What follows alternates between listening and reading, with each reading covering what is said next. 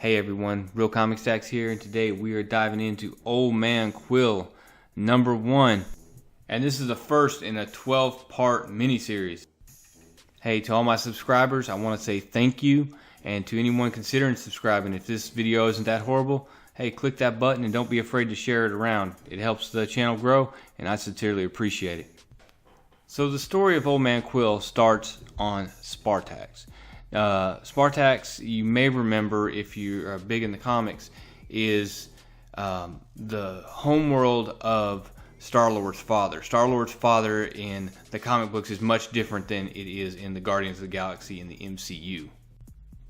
And right away you have Peter Quill there, his children are running at him, and his son, who is named Jason, which is a callback to his father in the comic books, Jason, which there's an apostrophe and it's kind of weird.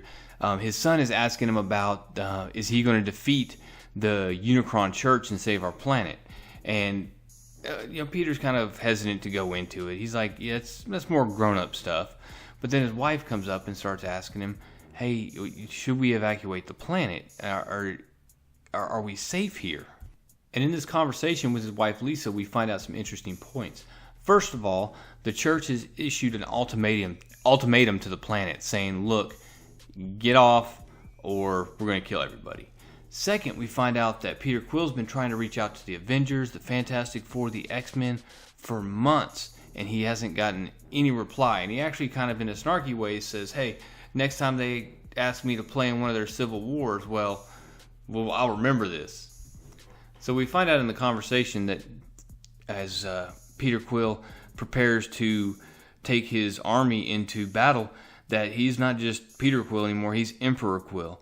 And he's planning to launch a preemptive assault on the church in order to defeat them and save the planet. And that's exactly what he does. He jumps to hyperspace, he comes out and he launches an attack. And he's actually, as far as, he's the emperor, he's the king, he's the main dude. And he is saying, I'm going to lead the boarding party myself. And it's like, you sure that's such a good idea?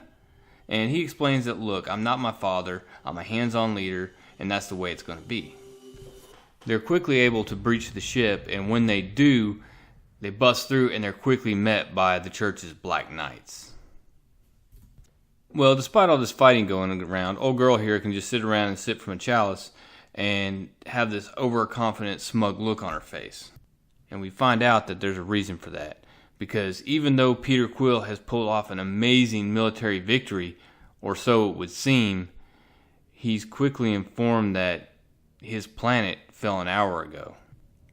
While his forces were off carrying out this preemptive strike, his home planet was left undefended. And rather than standing and arguing, she simply says, if you don't believe me, have a look for yourself. And Quill speeds off. But when he arrives, all he sees is this. Just his planet devastated and marked with the symbol of the church.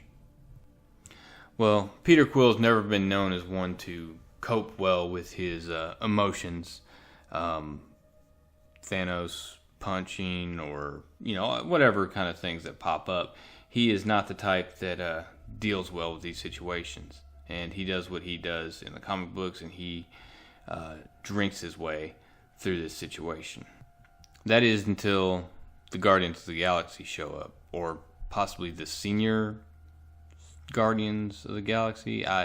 You have Gamora, Drax, Mantis, and Rocket Raccoon, all who have seen better days, obviously.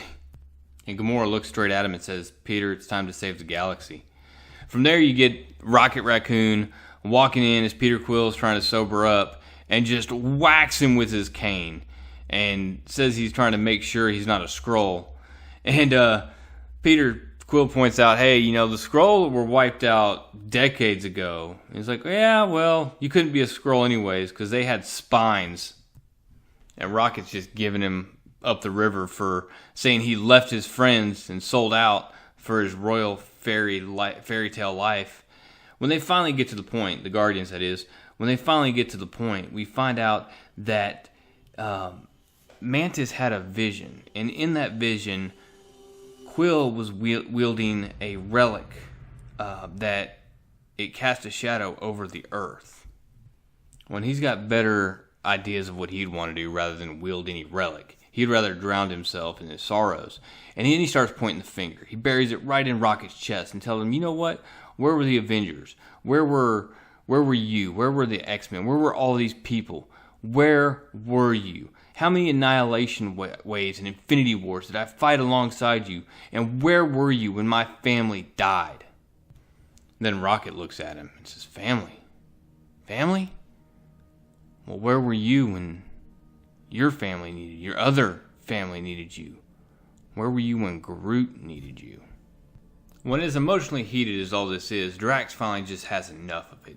He sits Peter down, tells him, look, very poetic, it's all sad, but at this point, we don't have time for it. Not when the church has been hunting us since Virgo 9 system.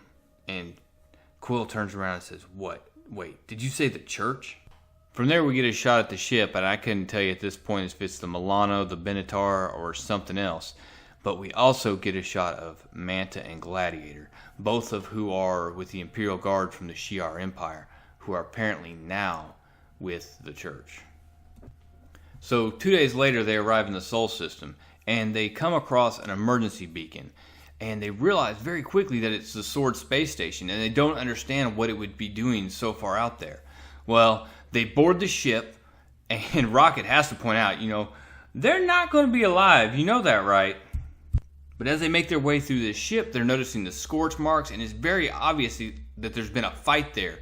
And Mantis tries to hone in on emotions and stuff, and what she picks up is something weird, and then right as she says, I feel a ravenous hunger coming from, boom, they get jumped by some broodlings. So these xenomorph things are everywhere. They're rushing the Guardians. Drax is tossing them. Rocket's doing what he does, shooting them all, and just blowing through these guys. And while Gamora hasn't lost a step, Peter Quill actually freezes. And Gamora calls him out on it and says, if you freeze again, it's going to cost someone else. It may cost someone else their life.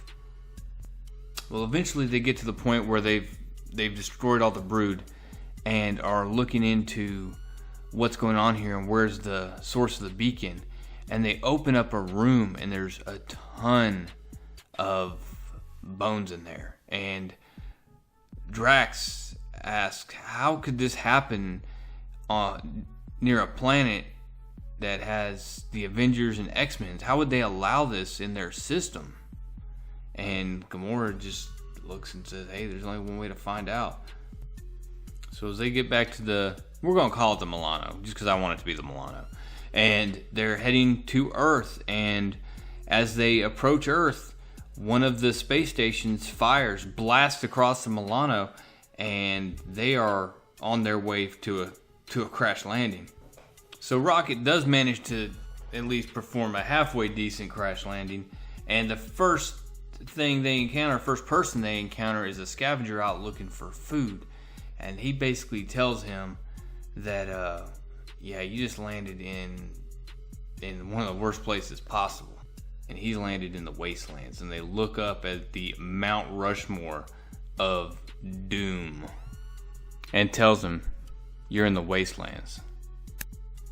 So this is number 1 in what I believe is a 12-part series, and so we got a whole lot of room to work with here. Hopefully they keep a good pace though. So overall, I like the storyline so far.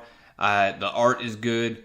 I'm enjoying this book. I do kind of cringe a little bit because it's always the zealot church folks that in these things. But hey, it is what it is. It's one of those tropes that you just kind of live with. And I am interested to see what happens here. I'm interested to see if they go into what happened to Groot, or if they're just going to let that hang out there forever. And anytime we work Doctor Doom into anything, it's going to be interesting. So I'll be picking up number 2. This is a recommend. And if you're listening at this point and you haven't, make sure you click subscribe. I'm hoping this didn't stink too bad. I hope you enjoyed it, and I hope you'll help me continue to grow the channel, getting really close to 200 subscribers, and I'm pretty excited about that. But of course, I can't do this without the people that are clicking on this, that are listening and watching these videos. And I want to let you guys know that I sincerely and honestly appreciate you taking the time to do that, guys. But that's all I got for now. We'll be picking up Old Man Quill number 2 in a couple weeks. And that's all I got, guys. Real Comic Stacks, out.